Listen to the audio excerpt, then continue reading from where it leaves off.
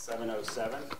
Good evening. This is a meeting of the Ferndale Public Schools Board of Education held on Monday, January 26, 2015. Our meeting is being recorded for broadcast on the district's YouTube channel on demand once it's posted, which should be within the next couple of days.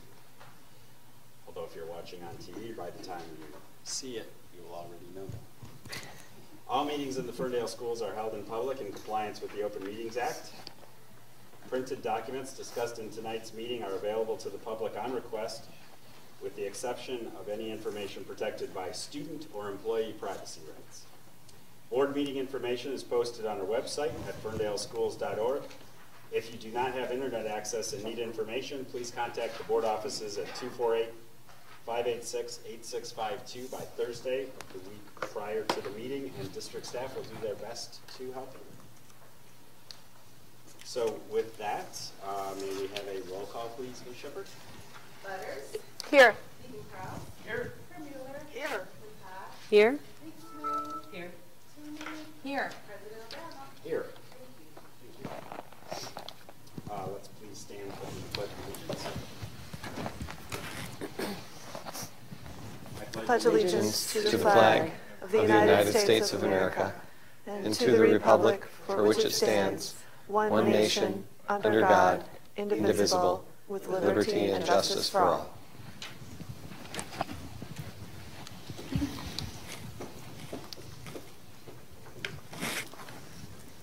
Before we move to consider the agenda, I just wanted to acknowledge the lovely posters that we received from Roosevelt School for School Board Appreciation Month, and we have these great handmade cards at a table.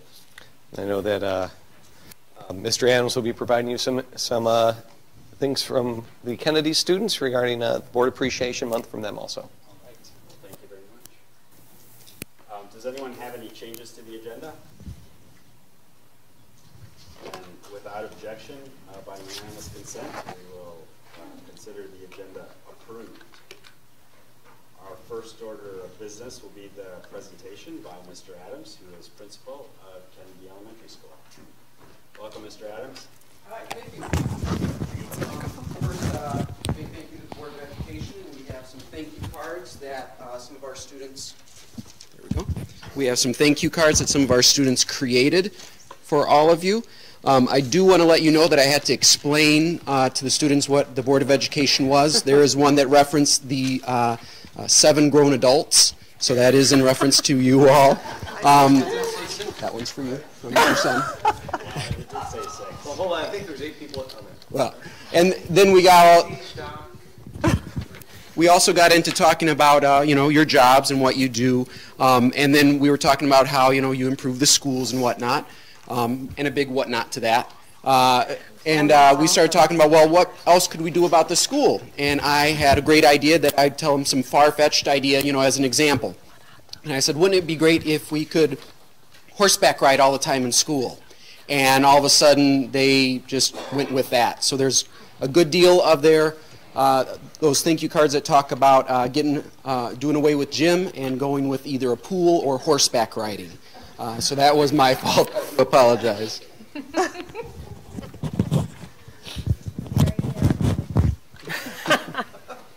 I got a kick out of seeing them, so. I think we should do it during school board meetings. I'm sure it would be helpful there too. They will be very unhappy if they don't see some changes next week. It's hot. We will do what we can. So I'm here to talk to you about what's going on at Kennedy, Jan26 Elementary School. And we just recently had our Eagle's Nest event, which is part of our positive behavior support, part of the district plan. And I'll talk about that a little bit as we go through. So we just recently had this last week. It's part of the strategic plan that we would have a comprehensive behavior plan, basically a positive behavior support. And so here, this has been in all the classrooms in the entire building and throughout the district to our SOAR, Show Respect, Own Behavior, Act in Excellence, and Show That You Are Ready to Learn. And this is our second Eagle's Nest, and I'll explain exactly what that means. So we were looking at the Own Your Behavior component. So we worked together this year with the Curriculum Instruction Office. They worked with all the schools. Kennedy, we created a PBS committee, and we decided through that committee that we would have a monthly Eagle's Nest event, and then we would also have classroom meetings that would be going on weekly to discuss the SOAR behavior that we had talked about. So Eagle's Nest is basically a time in the day on Tuesdays we've designated for about 30 minutes where all students, K-6, will get mixed up into 22 different rooms. So we've got all of our teaching staff, circuit staff together, and we have 6th graders all the way down to kindergartners all in the same room talking about what it's like to be in a building using SOAR, owning your behavior. And again, we were talking about owning behavior. Part of that component was the 6th graders created videos with Mr. Williamson's class that were shown to the students. They would watch it, they would talk about it, and then together with icebreakers and some lesson plans that the Curriculum Instruction Office created, they would talk about it, and that dialogue was what we were looking for. Creating connections, kindergartners to 6th graders, but also that dialogue. And I hope to show you one of those videos. So here's a couple pictures as they were going through this event. You can see a couple different ways some of the teachers had it. You can see a 6th grade classroom over there with, again, kindergarten, 1st grade, 2nd, 3rd grade, all together. And some of them were utilizing their carpet areas, which you don't see in the 6th grade. So this is a 3rd grade classroom right here. And we've got our 1st grade classroom down in that corner actually watching one of the videos on our projectors. So I'm going to try to exit this.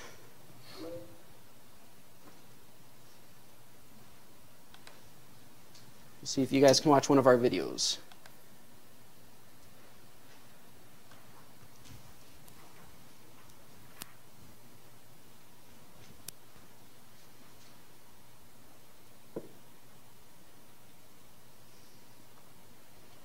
This is appropriate responses. First, we go through the wrong way.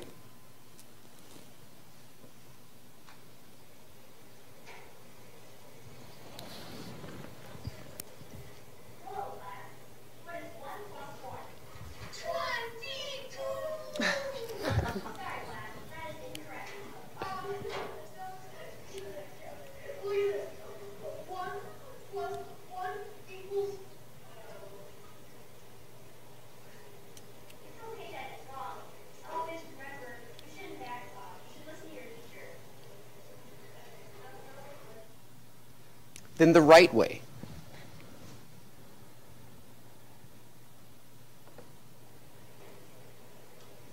Hello, class. What is 1 plus 1? Well, you say it. 22. Sorry, class. That's incorrect.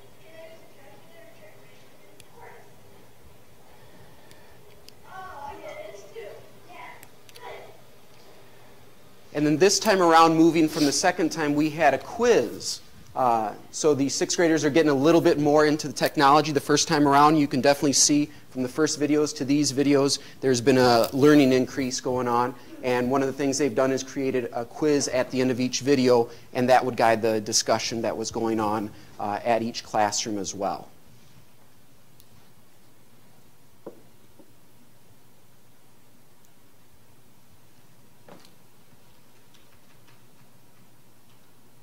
And so our next Eagle's Nest is February 24th, when we will be talking about ACT in Excellence. And as you can see, here's a picture that all the kids were moving together in the hallways. So it's been a very positive experience. The kids have really liked it. I've heard from 6th grade teachers who love having the kindergartners to kindergarten teachers who are loving having those 6th grade, 5th graders in there. So it's really paid some dividends to our student population and to our teaching staff as well. Excellent. Does anyone have any questions for Mr. Adams? I have a comment. Yes. Amy? Mr. Adams, I haven't seen you for a couple of weeks probably, but I feel like we have been together because I'm following you on Twitter now. And I wanted to let the board know that there was some sort of Twitter challenge that you issued that I heard about. Yes, there has been a Twitter challenge to get staff district-wide up on Twitter. So there's a bunch of teachers that weren't previously on Twitter, and if you do an FPS Eagle Pride hashtag search, you can find them. And I think it's especially yours. I've enjoyed seeing the pictures and some of the examples of the work that the kids are doing. I think it's really handy for the parents to know kind of some of these concepts, you know, and it's not always easy to get that information from your kids. And so it's nice to get, you know, and we get emails from the teachers, which is helpful, but I think it's, you know, every little bit helps, and the different platforms that we can use, I think it's really good. And it's also a way, I've been sort of trying to work on this with the board. I mean, all of us on the board have been trying to work on this in terms of sharing all the good things that are going on in Ferndale schools. And so Twitter is another way to do that. And so I just wanted to express my appreciation for that. Not a problem at all. It's great to be able to share what we do on a daily basis. All right. Thank you, Mr. Adams. Thank you. Thank you. Great presentation. Next up on the agenda, we have our time for hearing from our student representatives at our high schools. And with us tonight, we have Ms. Faith Huddleston from Ferndale High School.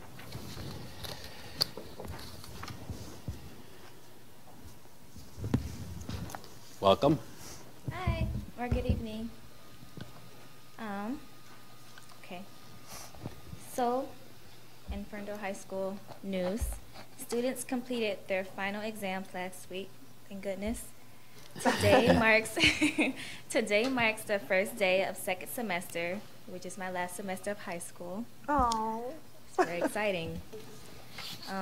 Over the next 3 weeks, students in grades 9 through 10 will be taking the NWEA, which is the Northwest Evaluation Association assessments. The assessments will be administered through the social studies and math classes. Also, the secondary honors program will hold the first seminar of the year on Wednesday, January 28th at 4 p.m. in the Media Center at Ferndale High School. They will cover the ACT versus SAT and a book discussion on Walden. Lastly, this Saturday, January 31st, we will host our annual All-City Concerts in the Ferndale High School gym. At 11 a.m., there's the choir concert. At 1:30 p.m., it's the band concert. And 4 o'clock p.m., it's the orchestra concert. I perform in an orchestra concert. You might want to come see us perform. And also, there will be a high school rededication program at 12:30 p.m. in a gym as well. All right, well, thank you very much. Yes, we will see you at the orchestra concert. What instrument do you play? I play the violin. That's the best. Some people may think the cello is the best, but I was gonna let him have his, let him think he was right. all right, let's move to All about the day. Waka Waka. We'll move to public comment now. This is the time for public participation in the meeting. The board intends for the public to have many different opportunities to address the board and administration of their school district. These include email, phone calls, face-to-face meetings, community gatherings, public hearings, and other public meetings. We welcome individual and group input into the important issues that confront our schools. So this meeting of the school board is open to the public. We want to provide fair and impartial guidelines for participation as required by the Open Meetings Act, and we want to encourage transparency and equal treatment for everyone in attendance. So I'll just highlight a few of our goals, or to meet these goals, I'll highlight a few of the guidelines. So we ask that you identify yourself and list contact information on a comment sheet, and I've received one here tonight, to help administrators follow up with you. If you don't wish to do so in writing, we ask that you please identify yourself at the podium, and if you need a response, provide some contact information with an administrator after the meeting. Each person will have one opportunity to address the board for up to 3 minutes. Comments should be directed to the board president. The secretary will raise his hand when your time is within a few seconds of expiring to cue me to ask you to wrap up and to let you know that too. This period of public comments is for both non-agenda items and issues that are on the agenda. Public comments will end at the close of this part of the agenda, but in the event that the number of people wishing to comment requires longer than 30 minutes, public comment will be postponed after 30 minutes and time will be added to the end of the meeting for those who did not get a chance to speak. Complaints about staff should be made outside of board meetings and should follow the applicable board policy. Please contact the superintendent's office if you have any questions regarding this item. The board can't respond to complaints about employees in public in fairness to both the staff person and the complainant. And finally, the Ferndale Schools community acts with great civility, and we ask anyone who speaks to help us uphold those standards. So having received one comment card, we'll call on this person first, but if anyone else wishes to address the board, please just line up behind the podium, and we'll take you in the order that you stand up there. After Ms. Tracy Peters, who wishes to address the board, has her chance. Welcome, Ms. Peters.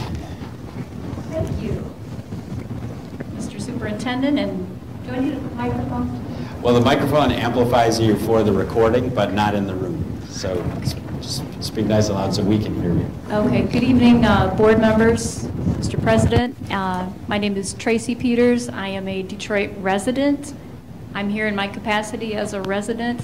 And I hope that your residents are listening, because I'm here to extend a public thank you on behalf of myself, several of my neighbors, to 3 of your board members, and I know others have supported in indirect or direct ways, but at the October 2014 Detroit Board of Education meeting we had at Renaissance High School, I believe it was members Toomey and Mueller and Latash who attended, and really I'm speaking to the power of the physical presence of that action, not so much the political take on it. We know there are a lot of political issues in education, but to use Member Butter's word, physical presence is another platform, and your presence that evening was so much appreciated by our elected body, because trust me, I go to a lot of board meetings, and it does provide them, as you do, Ferndale residents, with the energy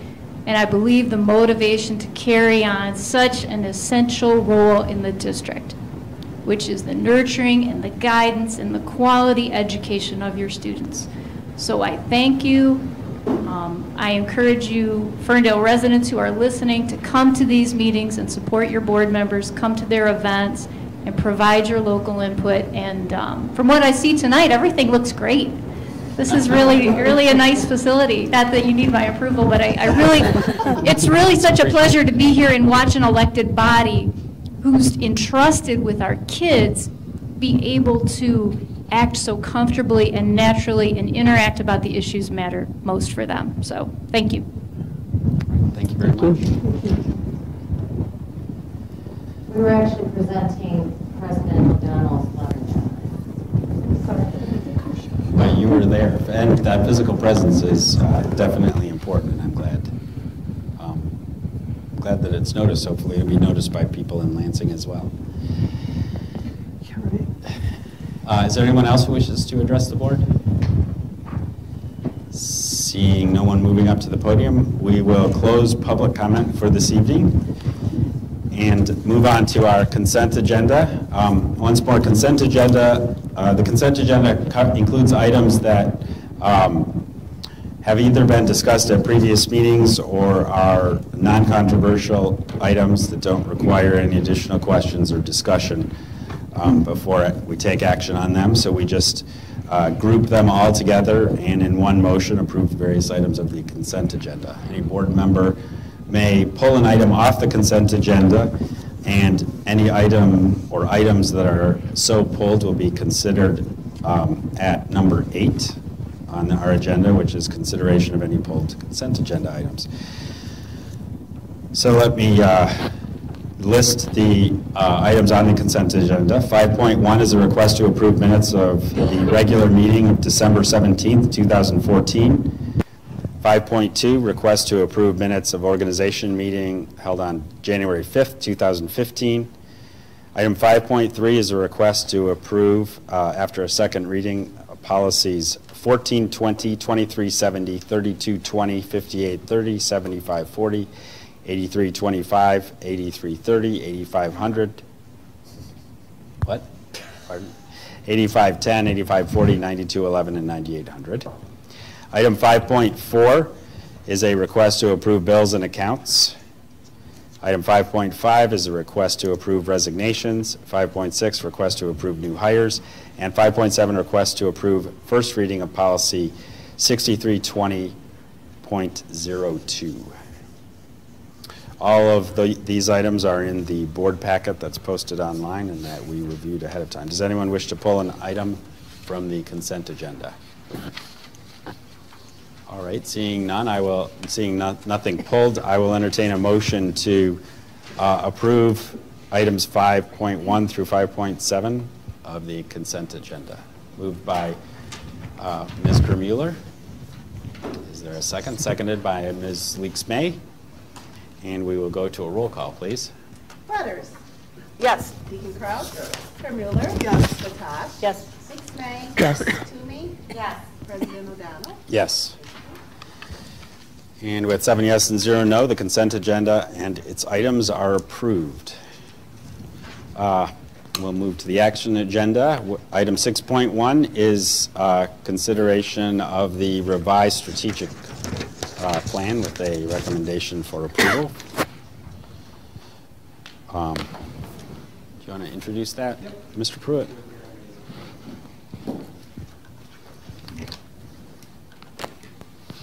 In our governance committee, we had invited members of the original strategic plan committee to look at any revisions to the strategic plan based upon new information as well as what our current progress was. So made some minor updates to it in terms of that meeting. If you notice, it looks a little different than the original document just because we did not have the original document on Word anywhere. So we had to retype everything. So it's not that there's any sort of major changes. We just didn't have the original documentation in a way that was easily accessible. So I said the changes were minimal. Within the board, the last page, our priorities, we had a couple that we had crossed out, not in terms of saying they're not important, but to say that those are ones that we have already accomplished. Now, if any of these, they continue, they just don't stop, like developing a comprehensive marketing plan doesn't mean, oh, we have a plan, we stop. No, we implement, we continue to revise. So those were some of the revisions, as well as to number 7, to take out the number of elementary buildings to give us more latitude as we look at our possibilities with new information.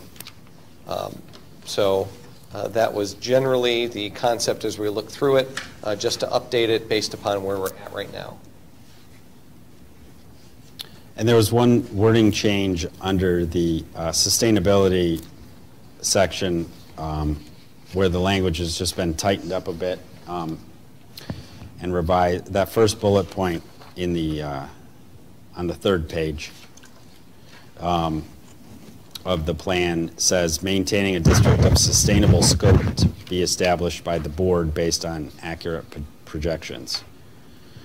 So with respect to student enrollment, instead of any, the old plan didn't have a specific targeted number, but this just updates things to correspond with the path that we're on in terms of using longer term projections that we have a good deal of basis to use in planning and budgeting and so forth. And I think that was the only wording change that we made at all in any of those foundational documents. Correct. All right, so I'll entertain a motion to approve the revised strategic plan as written in the recommendation from the superintendent. Moved by Ms. Toomey and seconded by Ms. Butters. Any discussion on the motion? Seeing none. Just a comment. Oh, yes. I just wanted to express appreciation for the 2 members of the strategic plan committee that came in and participated in our meeting. That was Amy Sigleric and Esther McCoy. And of course, Jan26 was there as she served on that committee as well, but now she's in a different capacity. But it was I was impressed with the passion that they showed in terms of, you know, really thoughtfully talking over some of the adjustments we made to the document, acknowledging that, you know, it is going to always be a work in progress living document. But they really brought a lot of care and attention to the process, and I appreciated that from them as committee members. Yes, they did, and actually I think that the changes and some of the things that were not changed, you know, definitely reflect their input and participation. All right, seeing no other discussion, may we have a roll call on the motion to approve the revised plan? Deacon Kraus? Yes. Vermeuler? Yes. Latash? Yes. Dix-May? Yes. Toomey? Yes. Butters? Yes. President O'Donnell? Yes. With 7 yes and 0 no, the motion passes and the revised strategic plan is approved. Item 6.2 is consideration of the Ferndale Early College Program.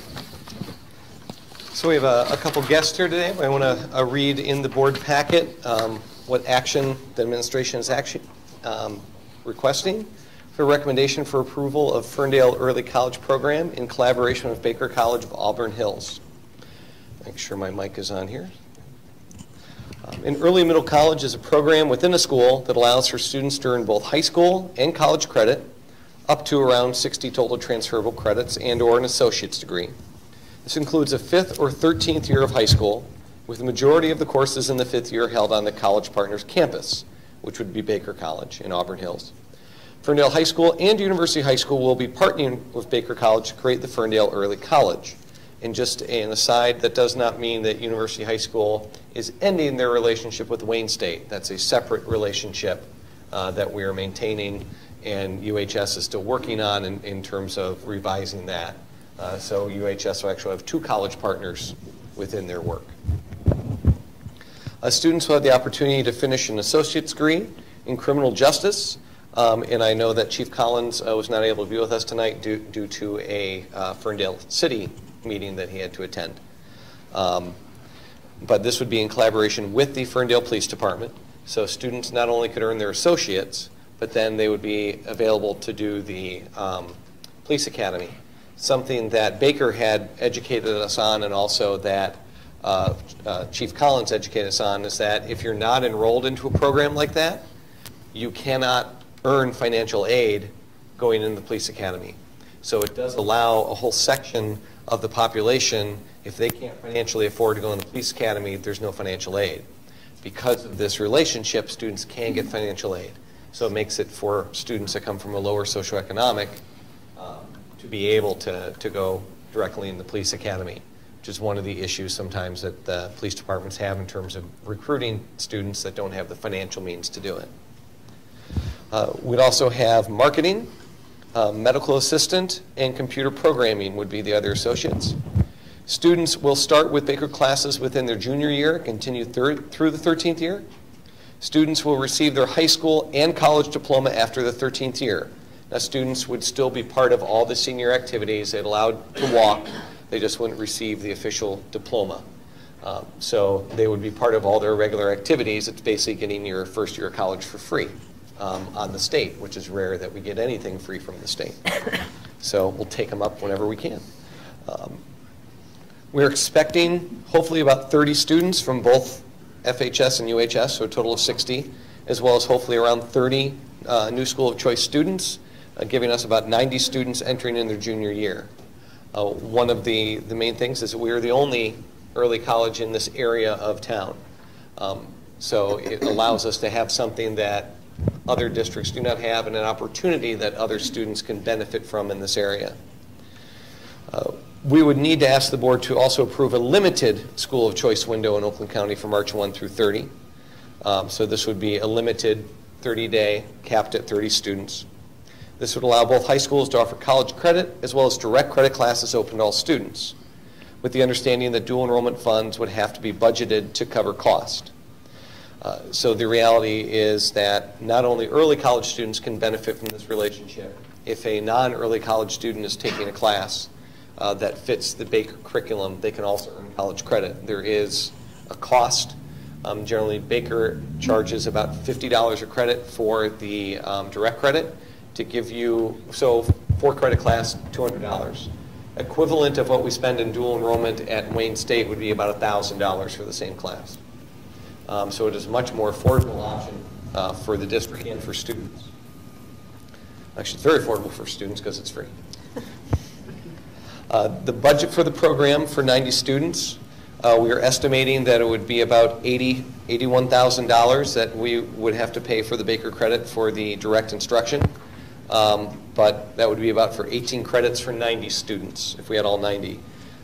With school of choice, with 30 school of choice, that would be equivalent of about $234,000 coming in from the state with those 30, so that very well offsets the 80.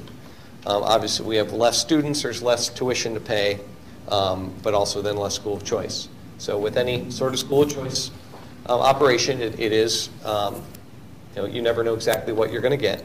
But regardless of that, we do think it's a very beneficial program for our students. And there is money already in the budgets this year for dual enrollment, so it is not a far-fetched to be able to reallocate for the next year. So in lieu of doing a long PowerPoint for everybody, what I'd like to do is have our representatives from Baker College kind of come up, talk a little bit about Baker and a little bit about the collaboration that we're going to be having with them. And we have two of our representatives here from Baker. Thank you very much. I'm Dr. Susan Cathcart. I'm Vice President of Academics at Baker College of Auburn Hills. Blake doesn't have a long PowerPoint, but I have a 90-slide PowerPoint. I figured we don't need to leave for the evening. If you can just email it to us, that'd be great. We will, and size 2 fonts also. All right. Keep that in mind. A little bit about Baker College. Baker College is the largest private not-for-profit college in Michigan. We have about 27 to 28,000 students statewide. We are a career-focused college. We offer certificate degree programs, associate, bachelor, master's, and doctoral programs. We're looking right now at coming to Auburn Hills. Auburn Hills is located on University Drive and I-75, and we just found out the bridge is going to be repaired. That's going to be done in about 9 months. So looking forward to that. And we are very excited about this opportunity. I had the privilege of meeting with Carl and Beth on Friday, and we're working forward on developing a good plan for your Ferndale High School students to complete their college degree. And at this point, I'd like to introduce Penny Aldridge, and she's going to talk a little bit more about the specifics. And I did this in 2 minutes. That was impressive. First, I want to thank the Board of Education for all you do. It's appropriate. It's January. I've worked with a lot of Board of Education members in the past prior to coming to Baker College. And I know that you spend countless hours reading all the documents, preparing not only for today, but also visiting schools, activities, and sometimes are not always thanked for the work that you do. So thank you for your commitment and your passion for not only servicing, I guess, the students here, but just students in general. So thank you for that. My job is a very exciting one. It's a tag on to my job as a system director. I get to work with all of the high school opportunities and the partnerships with all of our campuses across the state of Michigan. And I think, Sue, did you mention we have 9 campuses and we have an online, so, and graduate, thank you. And so I kind of work with each one of those campuses on our initiative to really increase our partnerships and do some outreach with secondary institutions and also career and technical education centers as well. And we're going around the state. We are saying that we would be happy to partner, and no matter how big or how small. So we work on articulation agreements, which of course are no cost to the students. When they use that, though, they would need to come to Baker College.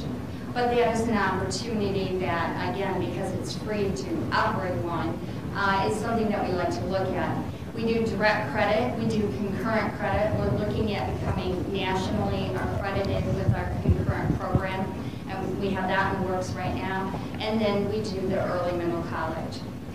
Should this board approve this tonight, which of course we're very excited and we hope that you do, you will be the 6th early middle college that we have at Baker. We have 3 with our Cadillac campus. We have 1 in Owasso, and we have 1 with Flint, and then we'll have this one with Auburn Hills. We also have a couple that are in the works, kind of as you are. And again, we're very excited. We're excited because we think it provides wonderful opportunities for students. We think it's an opportunity for us to add some value to the work that you already do in making sure that students are college ready. So although we are doing this early middle college and they will be entering and matriculating to Baker College, there are times when they may want to take those credits and go to another institution. But we believe by the time they finish, they will be college ready. That's our goal. Plus, they will have banked a lot of college credit that really is no cost to the parent or to the student. So it's a huge initiative of ours. We're really excited about it. We're very excited to partner with Ferndale. We have had only positive experiences with everyone that we've worked with. And I said this in our first meeting, Blake, and I'll say it again, you're kind of our dream superintendent. You get it, you understand it, and you want to move this forward, and that works very well with us too. So thank you. And I don't know if you have any questions, but we're more than happy to answer. Right. And yeah, thank you for coming tonight. Thank you for presenting more information, even more information at our study session a couple of weeks ago. And I've heard a lot of positive feedback as I've talked about the fact that this will be on our agenda this week, just from people in the community and various staff members as well. I also have our administration team from UHS and FHS if we have any questions for them.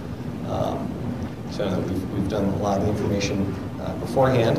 So I don't know if the 3 of you, I don't know if Lisa's still here, she's behind there. Okay, I know Ms. Williams is not feeling well today. So if we can have our 2 representatives from UHS, if they can just kind of talk a little bit about the benefits they see for their campus. I know we heard from Ms. Williams last time. Good evening. Good evening. As we spoke about at the board study session, one of the real big advantages in our minds for the early college is that it's a new option for some of our students. We're targeting a certain kind of student with the early college program. It's not our high flyers.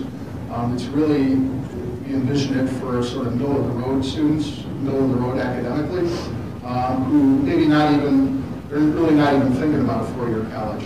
And at UHS and FHS both, those are the kind of students we're looking at.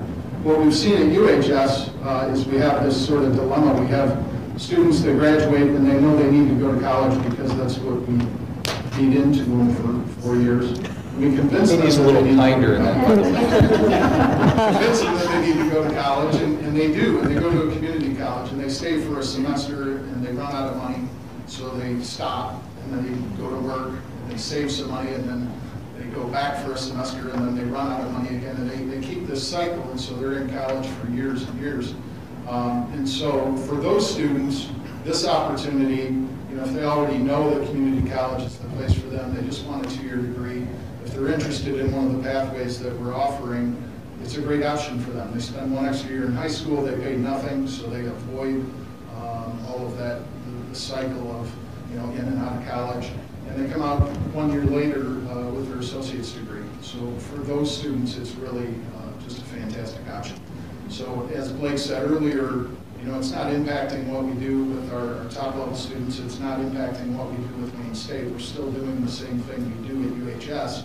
We're just adding in another option for that student, for those students.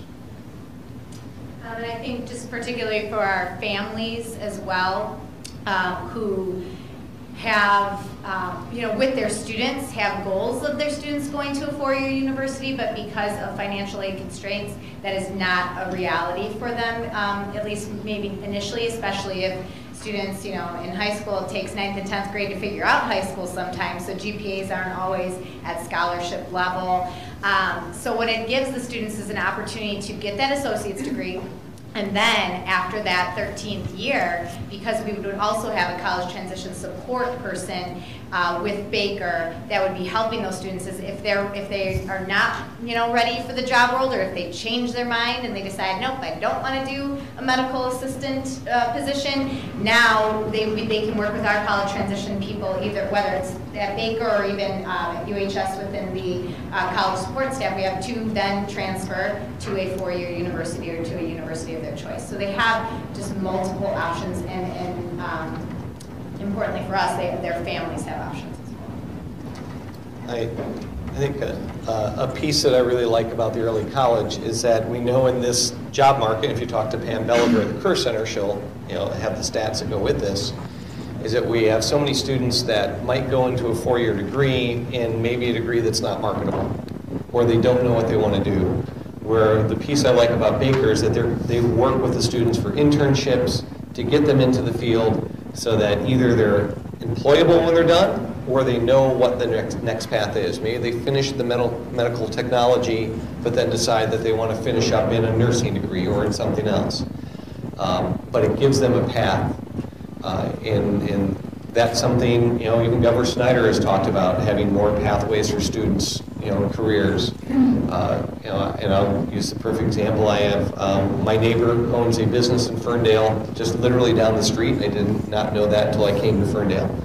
And he came and said, hey, I run a CNC machinery, and my guy is going to be retiring in 2 years. He's been doing it for 30 years. I can't find anyone to intern. That's an area where someone can be employed for a long time, earn a good salary. If it's something they like to do, it's a great career. Yet it's not anything that we would normally look at within a regular public high school setting. So having that link with Baker allows students to see what's post-high school. And Baker's been very successful in doing that. It's one of the reasons why we sought out their relationship. One of the other things in Baker's programs, as we've looked through with the 4 pathways, is because the students will be taking a lot of their general ed electives within the 11th and 12th grade year, that then if they change their mind, Baker also has all these bachelor programs and other 13th year options that even if when they were a sophomore and they decided, or junior, I wanted to do this pathway, Baker's electives and what they have that transfer across their many majors give the students opportunities if they do change their mind in the 13th year. And I think that's a really valuable component as well. Any additional questions for our UHS administrators? All right. Thank you. Thank you. Yes, ma'am. I want to thank you for bringing up the comment about Governor Snyder's plans, and I think I always like to amplify the idea that we in public education already have so many wonderful solutions and strategies out there. Just ask us. We're doing them, and these are great examples of it. And I also just wanted to speak to something that I saw in Chief Collins' eyes that night of the presentation, since he's not here.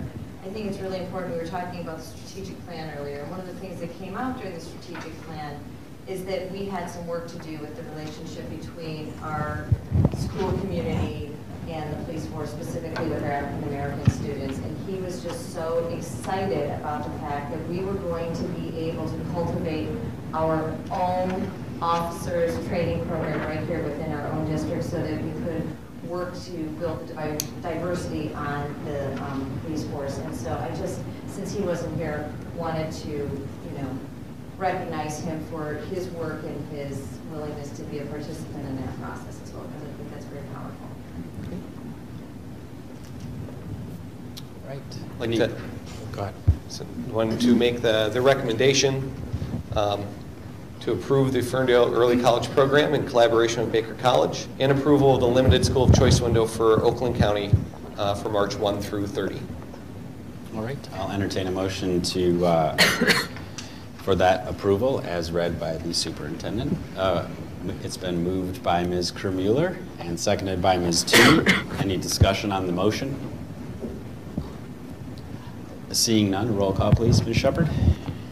Kermuller? Yes. Latash? Yes. Leaks May? Yes. Toomey? Yes. Butters? Yes. Deacon Kraus? Yes. President O'Donnell? Yes. With 7 yes and 0 no, the motion passes and the early college program is approved. Thank you very much. And as much as I love our UHS friends, I know that they have a late night tomorrow also with us, so if you need to get home to your children, please do.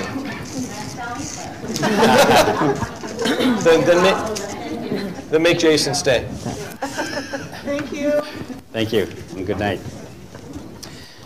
Item 6.3 is approval of the Section 22F Best Practices Resolution. And Ms. Nancy Hoover will introduce that. Good evening. Good evening. As you're aware, the governor appropriated $75 million to provide $50 per pupil for districts that meet 7 of the 9 best practices criteria. We're coming tonight. The district has met 7 of the 9, and we are asking that you approve the resolution that we can send to the state that will start that money flow. All right. And based on that recommendation and the resolution, I will entertain a motion to approve the Best Practices Incentive Resolution enclosed in our packet on page 4 of that section. Moved by Ms. Leaks May, seconded by Ms. Latash. Any discussion on the motion to approve the resolution? Seeing none, may we have a roll call, please? Latash? Yes. Leaks May? Yes. Toomey? Yes. Butters? Yes. Deacon Kraus? Kermuller? Yes. President O'Donnell? Yes. 7 yes and 0 no, the motion passes and the resolution is approved. Thank you. Item 6.4 is approval of the 2014 to 15 Section 22I TRIG grant for Chromebook purchases. Yes, as earlier in the year, we approved purchases for Chromebooks from last year's TRIG dollars because we waited a little long to spend them. With the new NSTEP coming in, we are worried we do not have enough machines to be able to do it properly. The district is going to receive $29,150 from the state of Michigan 22I TRIG grant that must be spent to prepare students for online testing. Guidelines allow either technology infrastructure or student devices to be purchased with these funds. As we know, our bonds have done most of all our infrastructure work. In developing the testing schedule for especially the high school and middle school, it's been determined that in order to get all students tested within the testing window and without taking away instructional time, more devices are needed. The online testing M-STEP will begin in early March. Chromebooks are the most economical and educationally sound way for the district to be prepared for online testing while moving forward the technology education of all students. When these devices are not being used for testing, the devices will greatly enhance students' access to online curricular resources. Google Apps for Education will be rolled out to students in the near future. So the recommendation is approval of purchase of approximately 115 Chromebooks, not to exceed a total cost of $29,150. The district will use TRIG grant dollars to complete the purchase. So I'll entertain a motion to approve that purchase as read by the superintendent. Moved by Ms. Butters, seconded by Ms. Latash. Any discussion on the motion? Seeing none, roll call, please. Leaks May? Yes. Toomey? Yes. Butters? Yes. Deacon Kraus? Yes. Kermuller? Yes. Latash? Yes. President O'Donnell? Yes. Thank you. With 7 yes and 0 no, the motion passes and the request is approved. Item 6.5 is consideration of the superintendent evaluation tool from School Advance. So we all have the benefit of attending a training session with School Advance. This is the same tool that we use with all administrators in the district. So the superintendent will be evaluated on the same tool that the building administrators as well as the central office administrators will be evaluated on. so there is consistency within it. And it is a one that is recommended by MASB and MASA. So the superintendent recommends the approval of the Board of Education to utilize the School Advanced Administration Evaluation System developed by MASA and Michigan ASCD and supported by MASB. I'll see if I can find another acronym somewhere in this language. For the evaluation of the superintendent in accordance with the terms of the superintendent's contract. Based upon the state law regarding evaluation, MASA and MASB have partnered with School Advanced to prepare an updated rubric for administrator evaluation.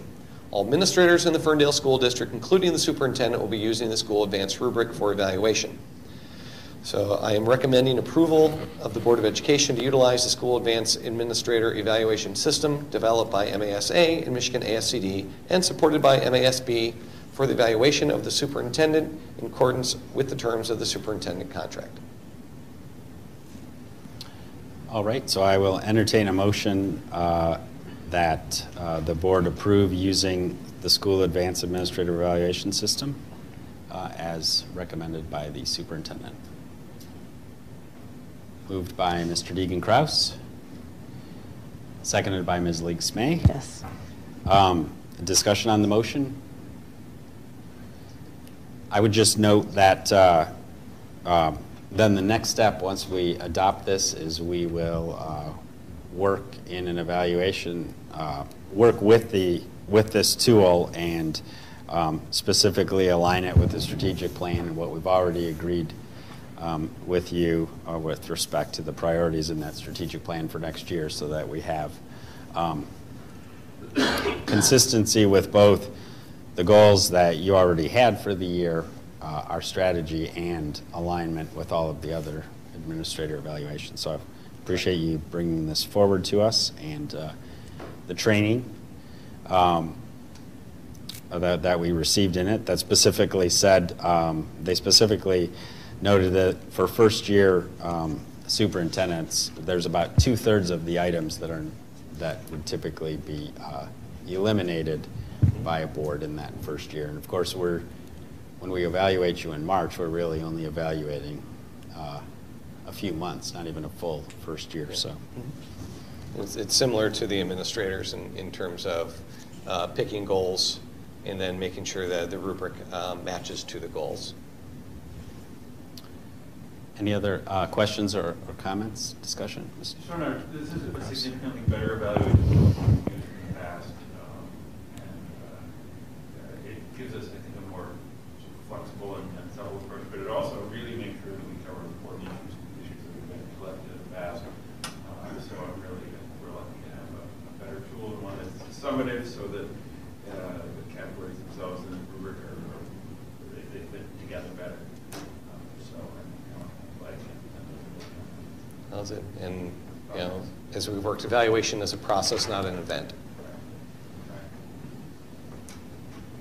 Indeed. And just to give added weight to what you say, MASB, we were using their template a couple of years ago. And before that, it was nothing from MASB, I believe. But anyway, that old MASB template from 2 years ago, they're now training and recommending this. So it's a statement as to what they thought of the old tool also on their part. All right. Any other discussion?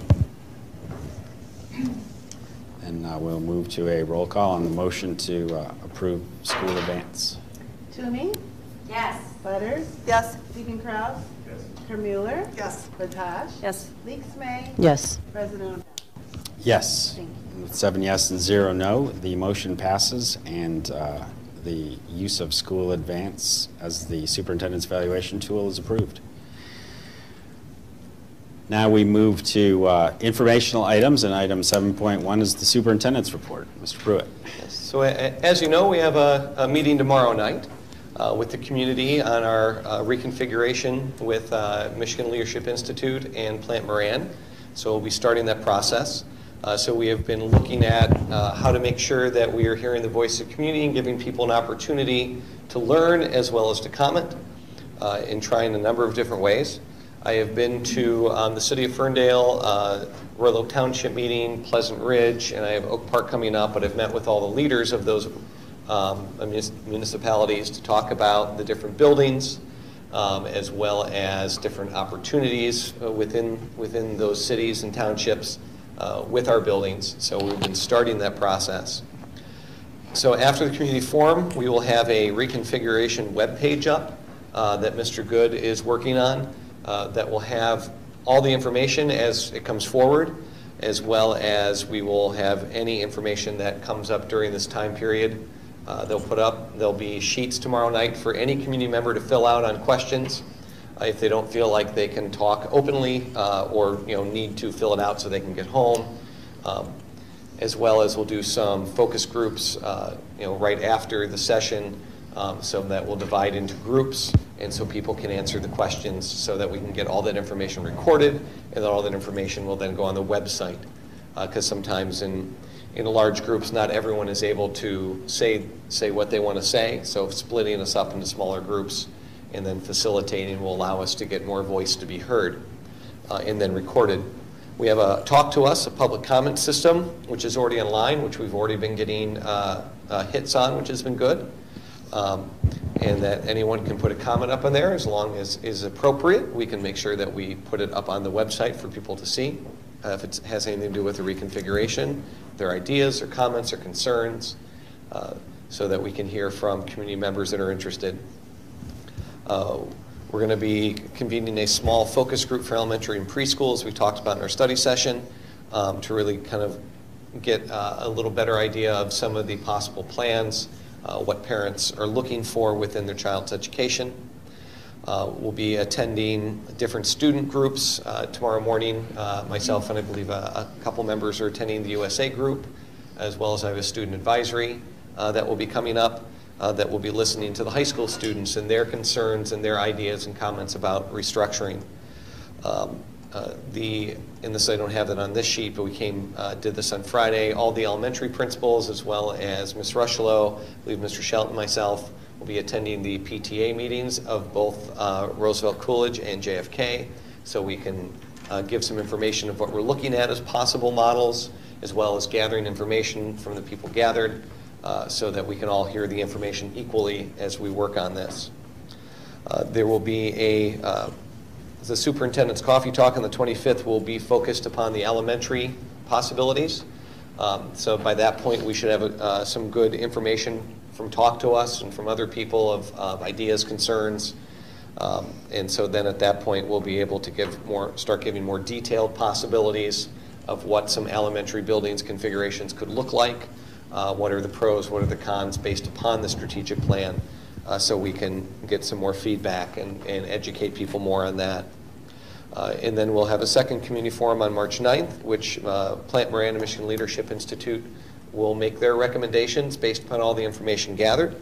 And then at that point, we'll be looking at a board study session. I believe that we'll probably move that date up on the board study session, so that then the board has the opportunity with all the information gathered to discuss in the study session where we're at in process and what other information they might need, the board might need, or if the board feels that there's enough information gathered in order to move forward at that point. So that is the general timeline. As always, things can remain flexible as needed as we find what information we need to gather. All right, thank you. Any questions or feedback on the timeline? There will be an entire sheet tomorrow night passed out to people with every meeting and event, so that they can see it, as well as will be on the website. We'll do e-blast, but there's a sheet tomorrow that lists, here's the road show. So feel free to attend any event at any time. I feel like I need that sheet. All right. I'll also be attending the middle school, high school PTA. I forgot to mention that, sorry. And that's the second Tuesday? Right, I will be screaming in here for the board meeting because they start at 6. So. They run a tight ship for that meeting, so it should be. Yes, they said they didn't want to hear from me any more than an hour anyway. All right. Thank you for that information. Thank you. Item 7.2 is the staffing timeline that Mr. Shelton will present. And I don't know if Ms. Hoover, if you want to just tag team, sort of, we can take these together if you want. That makes sense? Since they definitely go together in our planning process. Yes, absolutely. Good evening, everybody. That's a great segue into kind of the gist of staffing and what we need to prepare for, because really, in terms of staffing, we have to work not only hand in hand between human resources and the budget side of it, but also the teacher evaluation side of it, since layoff and recall are so closely tied to evaluations now. So in the packet that went out to you this week, there was a rough timeline that was put out in terms of the staffing process that we're going to follow for this year. The first step is started already, and will be over the next month and a half, collecting course requests from the middle school and high school students, because that really is the first and the most difficult step. We have to know which courses students are selecting, and oftentimes that leads to really difficult decisions. The classic one that I like to call on is if you have 40 students that sign up for a class. Does that mean that you run 2 classes of 20, or does that mean that you tell 6 kids they can't take the class? So those are the really, really difficult discussions and decisions that happen into March. Our goal is by the week of March 16th, we're going to have meetings with all the administrators across the district, and we're really going to be talking to them about 2 different things. One is their staffing projections, and the other is the budget piece, which I'll let Ms. Hoover talk about in just a second. In terms of making those decisions in March, really we're looking at 2 different things. One is we're applying a formula of looking at moving students up, assuming that nobody drops, but then applying an average of drops and adds over the last 2 to 3 years to that. So we can get some idea of, okay, here's how many students we have if nobody drops, and here's how many we can realistically expect to drop, here's how many we can realistically expect to add. So that number is very important for our K-6 numbers. We'll also look at that at 712, but also for 712, we're going to look at those section projections. Do you want to say more about the budget side of those March meetings when we come together? After they've met to talk about staffing, we are going to have a budget planning meeting by department and building to talk about the rest of their budget and incorporate the staffing into that. After that, we're going to meet with both cabinet and admin. We're going to meet with all the bargaining units on the budget, and then we'll be bringing a draft budget to the Board of Education to a study session, and then from there we'll start into those items that are legally required, publishing the notice for public hearing, the first briefing on the budget we plan to bring on May 18th, and then the final briefing we plan to bring and the approval of the budget on June 1st. Ms. Hoover, could you talk a little bit about the revenue projection that came out from the state? Just kind of a general overview. So a week ago last Friday, they had the first revenue estimating conference of the year. And the school aid fund actually was projected up, which is really great. The general fund, though, on the other hand, was not so great. And the big concern there is that the governor may use the school aid fund, as has been done in the past, to try to balance their other budget difficulties. One thing of note that was interesting, they're looking at the number of students in Michigan is relatively flat, but they have seen a shift of about 5% of students going from public schools over to charter public schools. So they are seeing that shift, and they're projecting that shift to continue over the next few years. That we'll continue to see that, but definitely a flat number of students in the state. So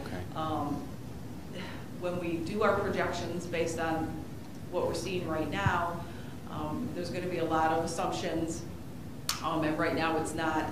It's a little scary because we don't know what they'll do with these numbers. So hopefully when the governor comes out with his budget in February, we'll have a little better idea of what he's thinking and what he may do. But again, and our assumptions are going to be just that. They're going to be assumptions, and I think we need to stay very conservative on our budget. All right. Yeah, it's probably a lot easier to add revenue in than take it out and then take those expenses out. All right. Well, I think this approach makes a lot of sense. Any questions or comments from board members? I have a comment. Yes. I just want to say that I really appreciate you taking the time to make this timeline, because for the first time, I can clearly see the process.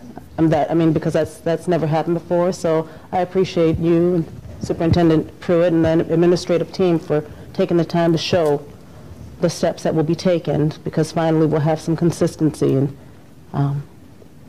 steps, clear-cut steps as to what the process will be. So I appreciate that. Thank you. All right, I don't see any other questions, comments. Thank you very much. Item 7.4 is review of our new application process, and Ms. Rocheleau and Mr. Good will present this. How you guys doing? It's always good to close out a meeting, Hopefully I do a better job than Jody and the so. Oh my God, what's going to happen? That's what I say when he comes in. So. Yeah. Is this whole thing going to be up there? No. This is just what I'm going to show you over there at the end is what it will look like when our parents actually do the. I'm just trying to decide whether I should move or no. not. Look over here, and then we can. Pay no attention to this. Look at this hand. Don't pay attention to that hand. What you're going to see up there at the end is an example of what the online application will actually look like for our parents when they actually go to the website and see it. Okay. But just as a brief overview, one of the things that we did when I first took office here. Being in charge of enrollment was we really wanted to take a look at what the enrollment process was systematically. What do our parents see? How do they find out about Ferndale schools? Once they find out about Ferndale schools, how do they go about enrolling? What do they see? What do they touch? What do they feel? Who do they interact with? And really kind of break down what the entire process is and where we can improve. What we're about to launch here in the coming days, hopefully, is a new completely online enrollment process. There's a number of reasons we wanted to go to an online model, but most importantly, I think it really fits with the new brand that we're building as Ferndale Schools. You really can't talk about being a cutting-edge educational institution and then hand somebody a 50-page paper application. It just doesn't fit. And so what we're really trying to do is, when parents have that first interaction with us, it's technologically based. It shows that we're mainstream, we're up to date, that their kids are going to get a cutting-edge education. For those who attended the kindergarten open house last week, we did all of the login when parents came in on Chromebooks. That was done by design so that parents could again see that we're not stuck in the Stone Age where everything's done on paper and pencil. And so one of the big advantages of moving to an online system is it's a huge money saver for us. I spoke with Ms. Williams over at the high school. She said they spend about $4,000 a year just on ink, paper, mailing, secretarial time, gathering, and sending out all those applications. So by switching to an online model, you're saving a bunch of money in that aspect, but you're also saving a considerable amount of money in secretarial effort, especially here in our office in enrollment. If you think about it, we get a couple hundred new applications every August, and the way we used to do it was you would get a paper one, Robin, the enrollment secretary, would go through it all, make sure it's all good, and then she would have to physically go and enter it all into MyStar. Now, if you imagine the crush at the end of August, trying to enter in a couple hundred applications all within a couple days, really, there will be some errors, just human error. I mean, when you're doing that many for that long, there's going to be some mistakes.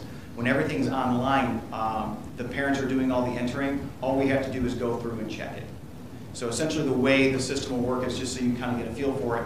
You'll go to our website, you'll click on the enrollment tab.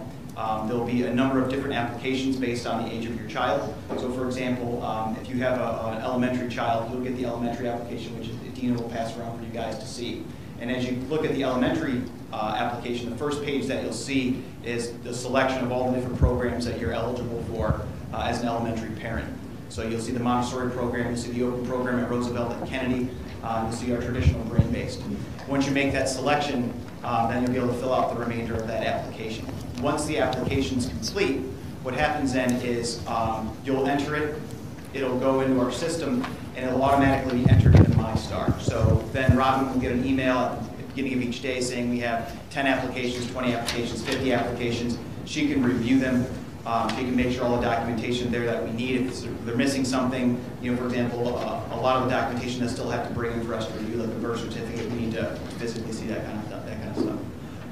But then she can look at it, review it, make sure it's all correct, and then she can pass that application along to the building secretary that can then act on it from there. So it's a huge time saver for us, and it also allows us to be way more accurate with the entering into the MyStar system. So like I said, all in all, it's a fantastic process. The other flip side of that is you can see all of our documentation is brand new. We've spent some time, really Carl, Corey, and Robin have been the huge champions in this, working with Jason, our graphic design artist, to clean up all the documents, streamline them all. We really cut a lot of documents out. There was a lot of redundant information in our enrollment packet that we were able to eliminate. So it'll really save our parents time moving forward. A big time saver for the parents, though, is going to be when they fill the forms out online. Because they're online, you won't have to fill your name out at the top of every form. There'll be certain things that will auto-populate. So once you put your name on the application, any other field within that document that needs a name will automatically populate. So parents won't have to go through and handwrite their name and address and phone number on 20 different documents anymore. So it's really going to hopefully make the enrollment process, which can be a headache for any new parent, a lot easier.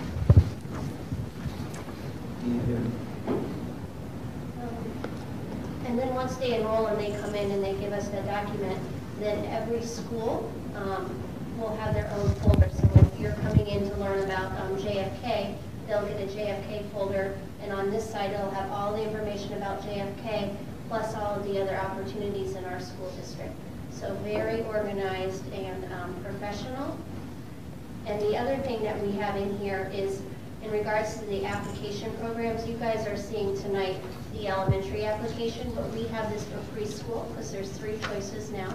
Elementary, our middle school Cambridge program, and then our high school programs, all of those applications. So there's separate forms. And to help our families with that, we have a little cheat sheet, our Ferndale Public Schools application-based programs, and we have it by grade level. It tells you the program name, the criteria to get into the program, where the school, the host school that's providing the program, and then if there's a schools of choice window. And we've been trying to think of all the questions a parent may ever ask. And with that, we've done a frequently asked questions guide for all of the programs. And we'll continue to add to this when we hear about it, but hey, if I want my child to go to GSRP, what's the qualification? I have a middle school student who I think would qualify for Cambridge Honors, what do I do? So all of this is online as well, but they'll also get it when they come to enroll. And the great thing about the frequently asked question thing is, I mean, if you're a new parent, you walk in the building and they say, well, do you want open Montessori or brain-based? Huh? So it's great to, if you have a document, you can hand them and say, read up on each one of the programs and which one do you think fits your child the best. It makes a lot of sense. I like the look of it. Any questions or comments? I have a question. Yeah. For the elementary application, I noticed that on the very last page is information regarding a concussion. What's I mean, I've never seen that in an application before, so can you explain? That's a state mandatory form. Standard. Okay. Yeah. Okay. Yeah. There's certain forms that we can remove and give to you later, but as far as the mandatory information to enroll you within Ferndale schools, that's what's in that packet. Okay. And once you're accepted, then there'll be a follow-on packet that'll be sent to you, a link will be sent to you via email that has more of the school-specific information and follow-on stuff. Thank you. Just a minor point. For a while, we were trying to have on our applications and sort of say parent 1, parent 2, or guardian 1, guardian 2, something like that, just to be a little more inclusive to all the configurations of our families in this district, including LGBTQ. So just something to consider the language around mother, father, and legal guardian. Absolutely. One way of doing that is parent 1, parent 2. Sure. It's say that? I'm sorry. I was so excited about the frequently asked question page, I missed Well, the question is, am I parent one or am I parent two? Yeah. Well, that's what I was thinking is, was there a Depends on the day. One or two, right? Right. What's the, when does this start? I mean, is it online yet, or? It's built online now. We just need to go through and fine tune it, make those small changes as you've discussed, and then it's ready to go. When you see it online, I'm going to have to walk away from the microphone, but it looks exactly like all those pages are. And I say as you scroll through it, you'll see the areas highlighted in red would be the mandatory fields. So again, here it's parent guardian on this form.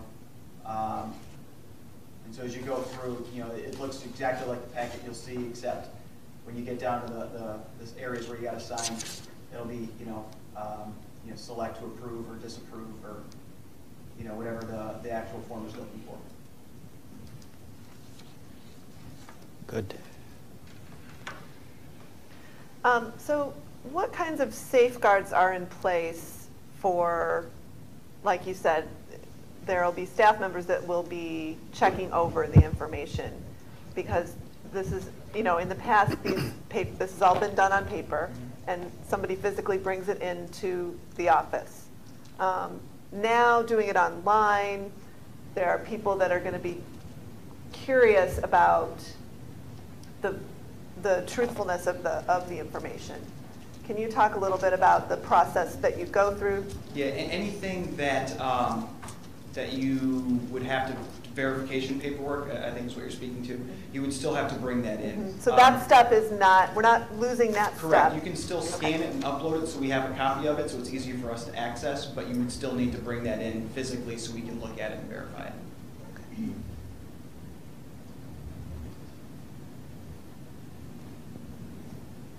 Anything else?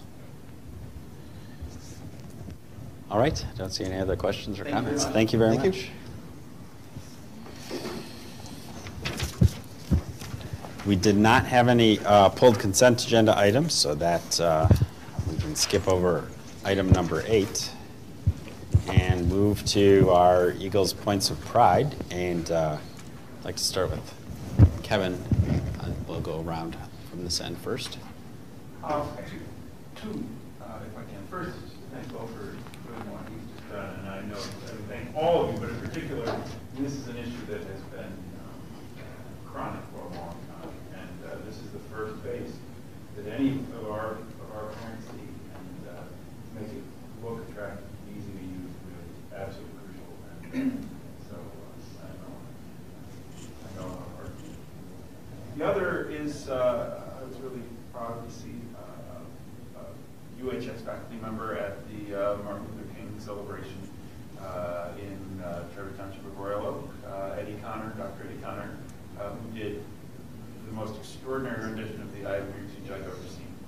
And it was, it brought it to life in a way that I've never seen done before. It was extraordinary, and it was extraordinarily nice that it was one of our faculty members who did it. Indeed. All right, Ms. Butters. I also have two. I got to meet Raven Brinkley? Kennedy Brinkley, right? Is that, did I get that so. right? Yep. Who was named as a finalist for the State of Michigan Scholar Athlete distinction. Have we heard any news on that in that regard? I know that it was going to be announced sometime soon. It's the 28th it'll be announced. Okay. But anyway, she's a finalist, and I got to meet her. I popped in on a girls' basketball game over at Ferndale High School last week, and Mr. Butler introduced me to her. He spoke very highly of her and her application. She's a great athlete. She's a great scholar, and he said that she wrote a very good essay for the program, and she was lovely to talk to. She asked me how I liked being on the school board, which I thought was just so cool. For normally, lots of times when you're talking to a teenager or a senior in high school, you know, they're not so much interested in me. You know, they're there to talk about themselves, which is great, especially, I like to hear what she has to say, but she was also interested in what it was like to be a school board member, and I thought that was really nice. My other point of pride is I wanted to make sure everyone on the board knew about some dates that are coming up.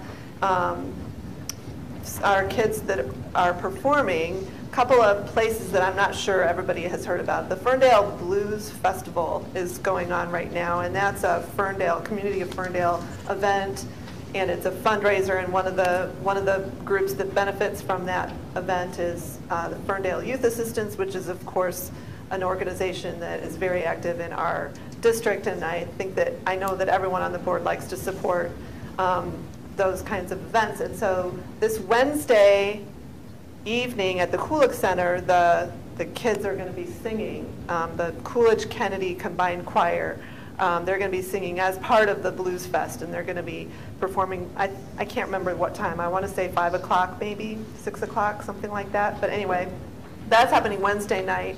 And then next Thursday, I think it's the 5th, February 5th, is the middle school and high school jazz band kids are going to be performing at Treat Dreams.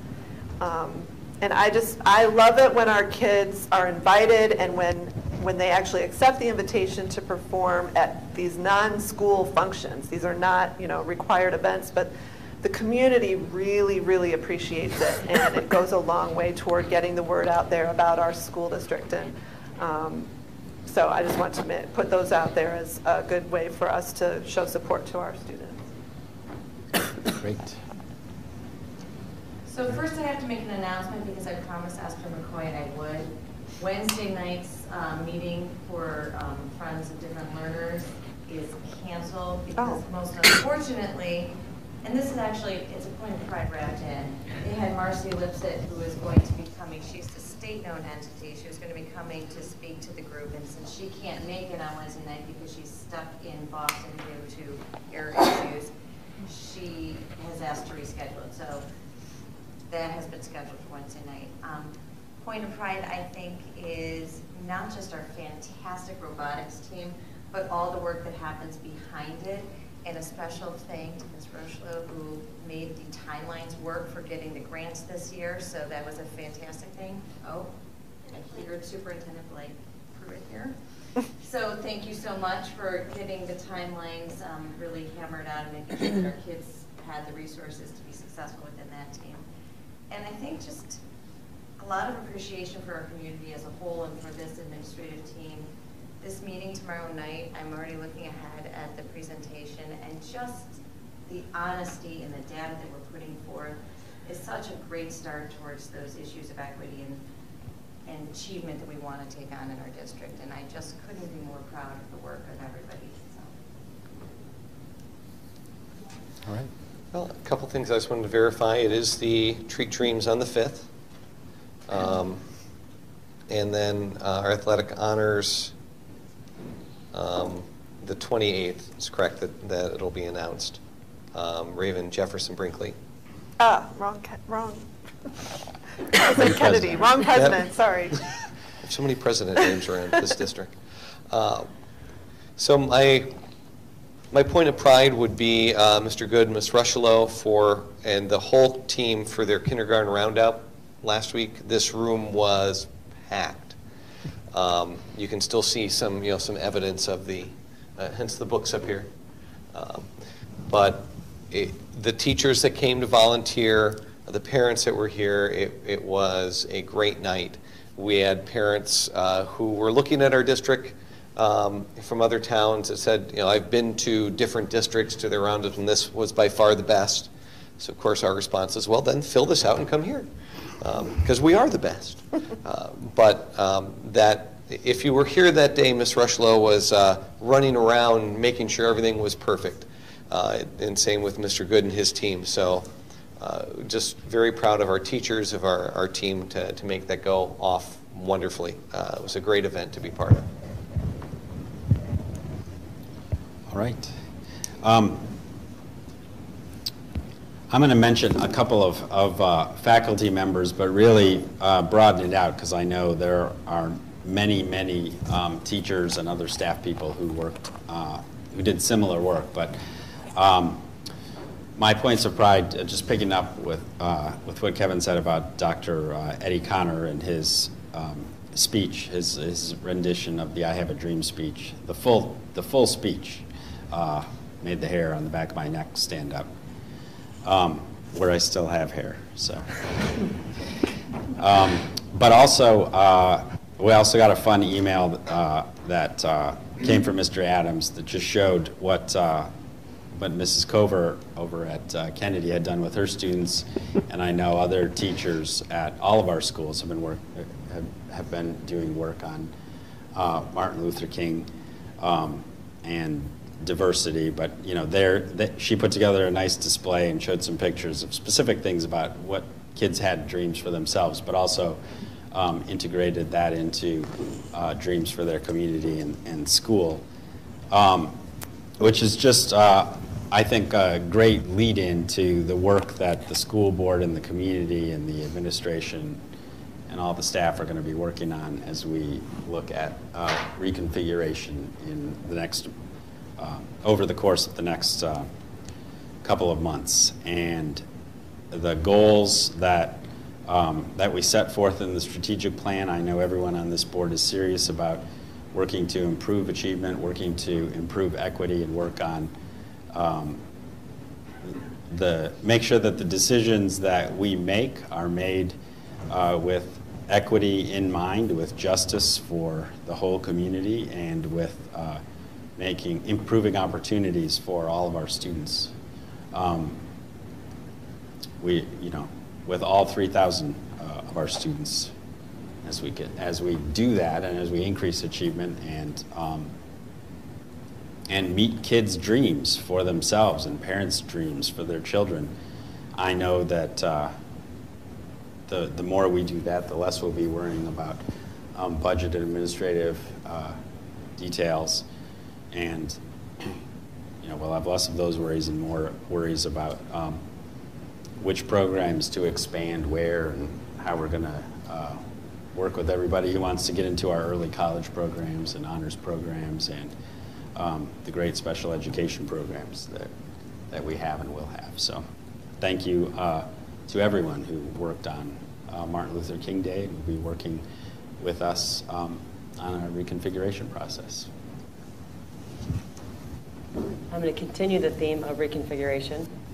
That's what I was thinking about earlier, and I don't want to change it now that we've gone through and everyone's talked about it. But I do want to say thank you to everyone in this room that has worked so hard to get to us to where we are today. So much has been done in the last 8 months, and I think we say this almost every month, but this is so exciting to see. I got all giddy when I saw the frequently asked questions page on here. This packet is amazing. The timelines that you guys put together, that we actually get to see what's going to happen. This work is really creating some excitement in the community, and you can see it at the kindergarten roundup the other day. I heard all about it the next day from a lot of people that were there that were really excited about it. And it's creating the excitement in the community. We're all nervous about moving into this process because change can be scary and can be kind of, the unknown can be really frightening. But the people I've talked to over the last couple of weeks are really cautiously optimistic and hopeful.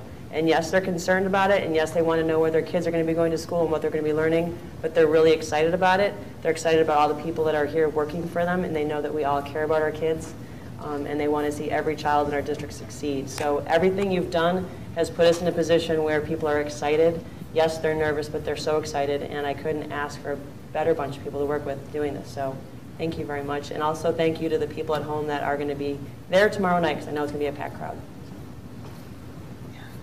Well, definitely everything that everybody has already said, and I will be speaking more fully on the kindergarten roundup, and I think that it also touches on a lot of the things that Jen just said, cautiously optimistic and hopeful and excited, and it was a tremendous feeling to come here. I mean, the last kindergarten roundup I went to was 7 years ago, and this one was just incredibly packed and full of information. And there were so many faces that I had never seen before, and I had a chance to meet other parents. And then I left and I connected with a lot of the other preschool parents that I already know through Drayton and through Grant. And everyone was really excited, and even though I think that there is a little bit of fear and worry about the changes that are going to happen, which is normal human behavior, I think that people are really hopeful, and they feel like what's happening is going to be good, and that all of us can benefit from the things that happen. And I put a lot of trust into this community and into the people that we're working with, that we're going to be able to do this and we're going to be able to move forward gracefully.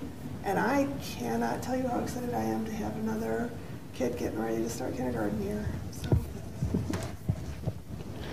I can't tell you how excited I am that it's you that has another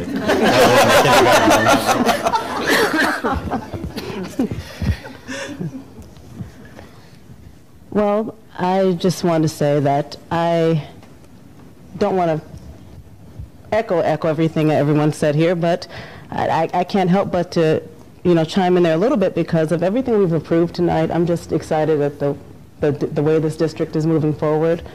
I'm absolutely giddy about, the things that are coming and how they're going to benefit not only all of our children, but all the children in this district.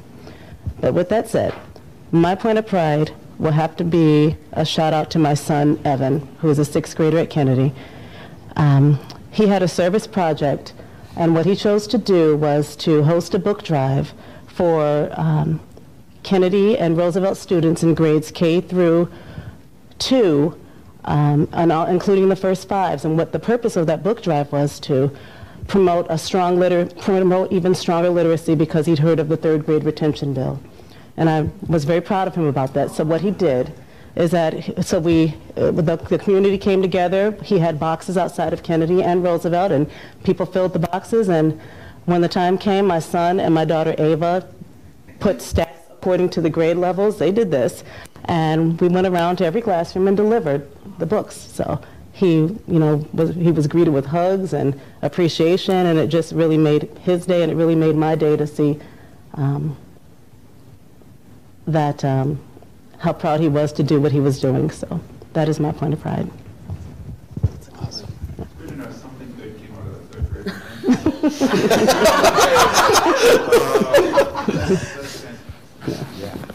Yeah. All right. That's a great point to end on. So our next regular board meeting is Tuesday. That's a different day. And it's not the 3rd week, it's the 4th week. Tuesday, February 24th, 2015. But of course, tomorrow at Ferndale High School's auditorium at 7 o'clock, we will have a community forum and launch the timeline that Superintendent Pruitt mentioned. So we look forward to seeing many, many people there. And throughout the month of February at various events and the opportunities to provide input that people will have. So with that, without objection, we are adjourned at 8:40.